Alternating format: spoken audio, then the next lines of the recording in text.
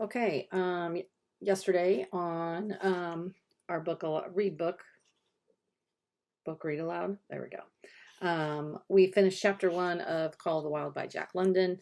Buck has been on a ship and he gets off the ship and discovers snow for the first time. So we're just going to pick up where we left off. This is a relatively short chapter. I'm going to try and read the whole thing. It will be probably more than 10 minutes.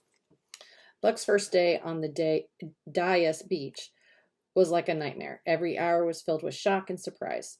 He had been suddenly jerked from the heart of civilization and flung into the heart of things primordial. No lazy sun-kissed life was this, with nothing to do but loaf and be bored. Here was neither place nor rest nor a moment's safety. All was confusion and action, and every moment life and limb were in peril. There was imperative need to be constantly alert, for these dogs and men were not town dogs and men. They were savages, all of them, who knew no law but the law of club and fang. He had never seen dogs fight as these wolfish creatures fought, and his first experience taught him an unforgivable lesson. It is true, it was a vicarious experience, else he would not have lived to profit by it. Curly was the victim.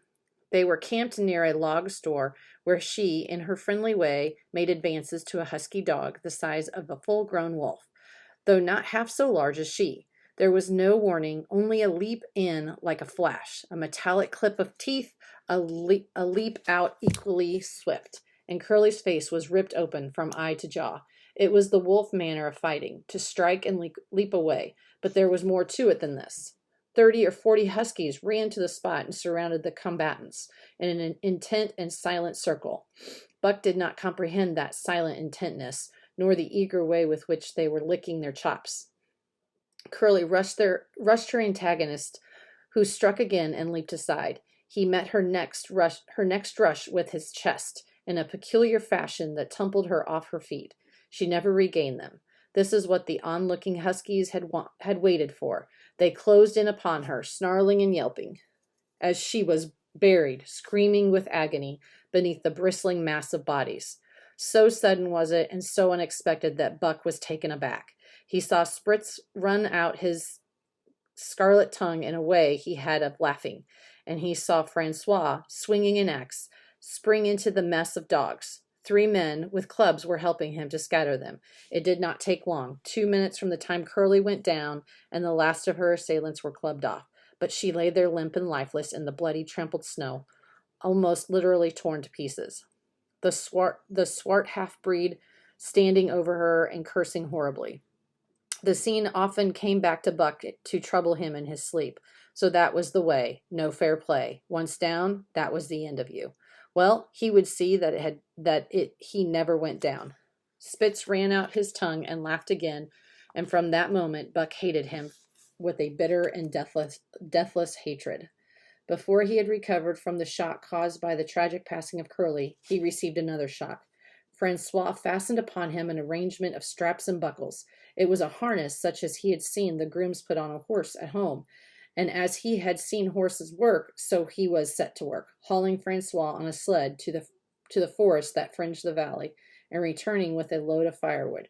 Though his dignity was sorely hurt by thus being made a draft animal, he was too wise to rebel. He buckled down with a will and did his best, though it was all new and strange. Francois was stern, demanding instant obedience, and by virtue of his whip receiving instant obedience.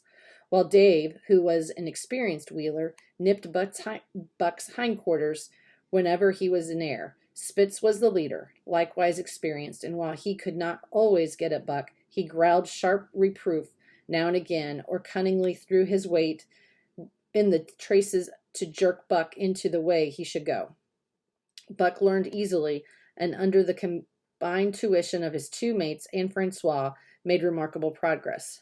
Ere they returned to camp, he knew enough to stop at hoe and go ahead at mush, to swing wide on bends, and to keep clear of the wheeler when the loaded sled shot downhill on their heels.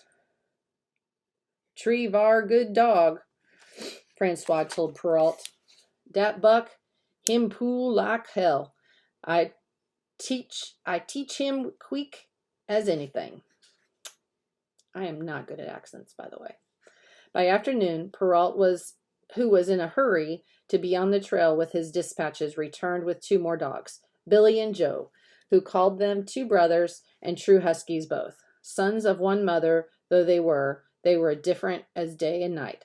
Billy's one fault was his excessive good nature, while Joe was the very opposite, sour and introspective, with a perpetual snarl and a malignant eye. Buck received them in camaraderie fashion. Dave ignored them, while Spitz proceeded to thrash first one, then the other. Billy wagged his tail appeasingly, turning to run when he saw that appeasement was of no avail, and cried, still appeasingly, when Spitz's sharp teeth scored his flank. But no matter how Spitz circled, Joe whirled around on his heels to face him, mane bristled, ears laid back, lips writhing and snarling, jaws clipping together as fast as he could snap, and eyes diabolically gleaming. The incarnation of a belligerent fear. So terrible was his appearance that Spitz was forced to forego disciplining him, but to cover his own discomfiture, he turned upon the inoffensive and wailing Billy and drove him into the confines of the camp. By evening, Perrault secured another dog, an old husky, long and lean and gaunt, with a battle-scarred face and a silent eye, which flashed a warning of prowess that commanded respect. He was called Sol-leks, which means the angry one. Like Dave, he asked nothing, gave nothing, expected nothing, and when he marched slowly and deliberately into their midst, even Spitz left him alone. He had one peculiarity which Buck was unlucky enough to discover. He did not like to be approached on his blind side. Of this offense, Buck was unwittingly guilty, and the first knowledge he had of his indiscretion was when Sol-leks whirled upon him and slashed his shoulder to the bone for 3 inches up and down.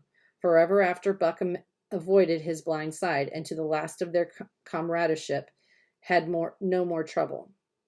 His only apparent ambition, like Dave, was to be left alone, though, as Buck was afterward to learn, each of them possessed one other and even more vital ambition.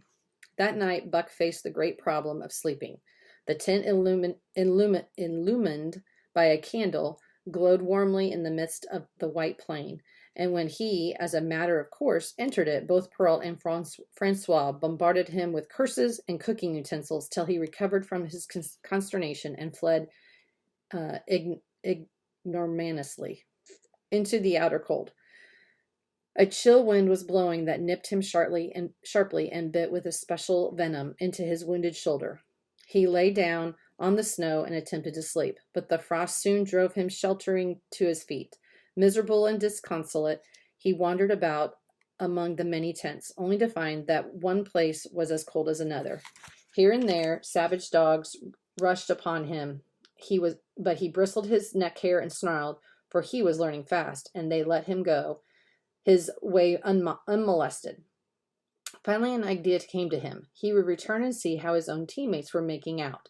To his astonishment, they had disappeared. Again he wandered around through the great camp looking for them, and again he returned. Were they in the tent? No, that could not be, else he would not have been driven out. Then where could they possibly be? With dropping tail and shivering body, very forlorn indeed, he aimlessly circled the tent. Suddenly the snow gave way beneath his forelegs, and he sank down. Something wriggled under his feet. He sprang back, bristling and snarling, fearful of the unseen and unknown. But a friendly little yelp reassured him, and he went back to investigating. A whiff of warm air ascended his nostrils, and there, curled up under the snow in a snug ball, lay Billy. He whined placatingly, squirmed and wriggled to show his goodwill and intention, and even ventured, as a bribe of peace, to lick Buck's face with his warm, wet tongue. Here's Buck looking through the snow. Another lesson. So that was the way they did it, eh? Buck competently selected a spot, and with much fuss and waste effort proceeding to dig a hole for himself. In a thrice, the heat from his body filled the confined space, and he was asleep. The day had been long and arduous, and he slept soundly and comfortably, though he growled and barked and wrestled with bad dreams. Okay, I'm actually going to stop here because There's still about 5 more pages or so, and again, I don't want to spend a ton of time. So we'll pick up tomorrow where we are leaving off here with what happens to Buck after his first night in the snow.